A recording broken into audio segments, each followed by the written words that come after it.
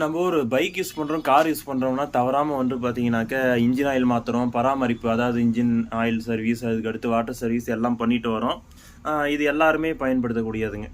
ஆனால் laptop பயன்படுத்துகிறவங்க, computer பயன்படுத்துகிறவங்க, அது போல் உங்களுடைய லேப்டாப்போ சிஸ்டமோ சர்வீஸ் மெயின்டெனன்ஸ் பண்ணுறீங்களா? மேக்ஸிமம் யாரும் பண்ண மாட்டீங்கன்னு நினைக்கிறேன். ஏன்னா நான் பார்த்த வரையுமே ரொம்ப ரொம்ப ரொம்ப குறைவுங்க மெயின்டெனன்ஸ் சர்வீஸ் பண்ணுறது. எப்போவுமே லேப்டாப்போ கம்ப்யூட்டரோ மெயின்டெனன்ஸ் சர்வீஸ் பண்ணுங்கள். அது மட்டும் இல்லாமல் நீங்களே வந்து மேலோட்டமாக வர டஸ்ட்டுங்களை வந்து தவிர்க்க முடியும். அதுக்கு இது போன்ற க்ளீனிங் கிட்லாம் கூட வந்து பார்த்திங்கன்னா பயன்படுதுங்க. இதில் பார்த்தீங்கன்னா ஒரு க்ளீனிங் லிக்யூட் இருக்கும், அதுக்கடுத்து ஒரு கிளாத் இருக்கும், அப்போ ஒரு ப்ரெஷ் இருக்கும்.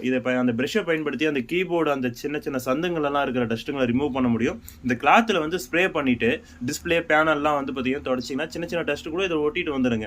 க்ளீனாக இருக்கும் உங்கள் லேப்டாப்போ கம்ப்யூட்டரும். எப்போவுமே எந்த ஸ்ப்ரே பயன்படுத்தினீங்கனாலும் நேரடியாக லேப்டாப் மேலே அடிக்காதீங்க. அதோடைய லிக்யூடு வந்து உள்ளே போச்சுன்னா எலக்ட்ரானிக்ஸ் காம்போனன்ட்ஸு ஷார்ட் சர்க்யூட் ஆகிறதுக்கு வாய்ப்பு இருக்குது. அதே துணி மேலே அடிச்சிங்கனாக்க துணியில் இருக்கிற அந்த ஈரத்தில் நீங்கள் அந்த பேனலை க்ளீன் பண்ணிக்க முடியும். இது உங்களுக்கு பயனுள்ளதாக இருந்துச்சுன்னா இந்த வீடியோ லைக் பண்ணுங்கள். இது போன்ற வீடியோகளை அடுத்தடுத்து பார்க்க நம்ம சேனலை சப்ஸ்கிரைப் பண்ணுங்கள். உங்கள் நண்பர்களோடு பகிர்ந்து கொள்ளுங்கள். அடுத்த வீடியோவில் சந்திக்கலாம். நன்றி.